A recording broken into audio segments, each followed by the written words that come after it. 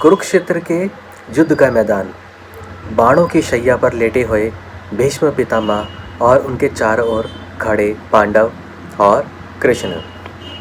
महाभारत का युद्ध एक ऐसा युद्ध जिसने इतिहास बदल दिया, लेकिन इस युद्ध के सबसे शक्तिशाली और सबसे दुखद नायक थे गंगापुत्र भीष्म।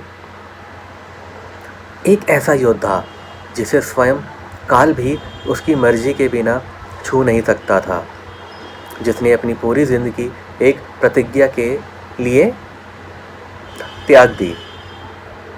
आज के वीडियो में हम जानेंगे कि आखिर क्यों भीष्म पितामह को बाणों की शैया पर सोना पड़ा और उनकी इच्छा मृत्यु के पीछे का असली कारण क्या है। भीम, जिनका नाम पहले देवव्रत था, अपने पिता राजा शांतनु की खुशी के लिए उन्होंने न केवल राज्य का त्याग किया बल्कि आजीवन अविवाहित रहने की भीषण प्रतिज्ञा ली की।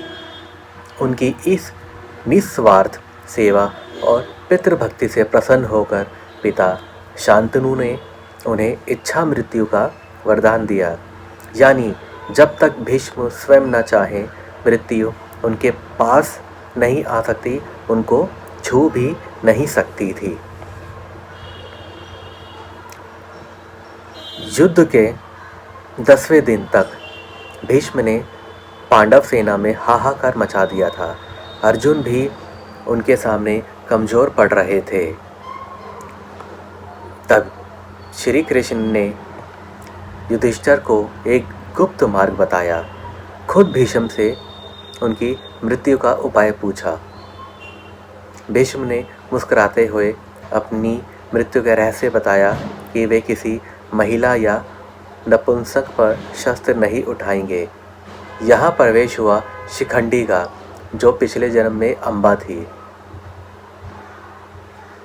अर्जुन शिखंडी को आगे करके भीष्म पर बाणों की वर्षा करते हैं। भीष्म अपने धनुष त्याग देते हैं। भीष्म के शरीर में चारों ओर से बाण धंसे हुए हैं और वह ज़मीन पर गिरने की बजाय बाणों पर टिके हुए हैं। अर्जुन के बाणों ने भीष्म के पूरे शरीर को छलनी कर दिया। जब वे गिरे तो उनका शरीर भूमि को नहीं छू सका, क्योंकि उनके शरीर में इतने बाण थे। उन्होंने एक शैया का रूप ले लिया, यानी एक बिस्तर का रूप ले लिया, जैसे वो एक बिस्तर पर लेटे हैं। जब उन्होंने पानी मांगा तो अर्जुन ने पृथ्वी पर बाण मारकर गंगा की धारा निकाली, जिसने पितामह की प्यास बुझाई।